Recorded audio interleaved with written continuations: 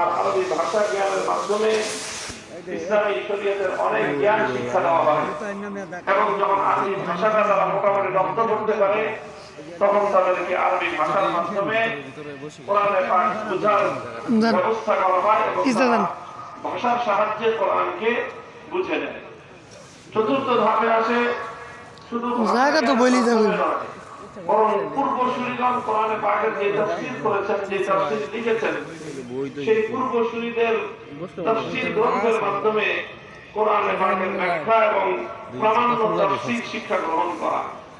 এই ধাপে এসে আমাদের কওমি শিক্ষা সিলেবাসের মধ্যে তাফসীরুল জালালাইন এটা একেবারে আদ্যপান্ত সূরা ফাতিহা থেকে সূরা নাস পর্যন্ত পূর্ণ কোরআনে পাকের তাফসীর পড়ানো হয়।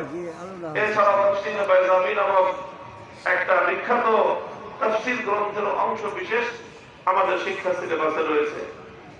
এটা গেল কোরআন ব্যাখ্যার শিক্ষার দ্বিতীয় ধাপ। আর সর্বশেষ ধাপ হলো কোরআনে পাককে বোঝার সর্বোত্তম যে ব্যবস্থা, সেটা হলো আল্লাহ রাসূল সাল্লাল্লাহু আলাইহি ওয়াসাল্লাম তিনি যে কোরআনের ব্যাখ্যা দিয়েছেন সেই নবীর হাদিসের মাধ্যমে কোরআনের ব্যাখ্যা শেখা। মূলত আমাদের শিক্ষার কার্যক্রমের পাঠ্যসূচির সর্বশেষ বছর যেটাকে আমরা দাওরায়ে হাদিস বলে থাকি, এই বছরে শিক্ষার্থীরা শুধু হাদিস অধ্যয়ন করে আর এই হাদিসগুলোর মাধ্যমেই মূলত তারা কোরআনে পাককে সবচেয়ে ভালোভাবে, সবচেয়ে গভীরভাবে অনুধাবন করে থাকে।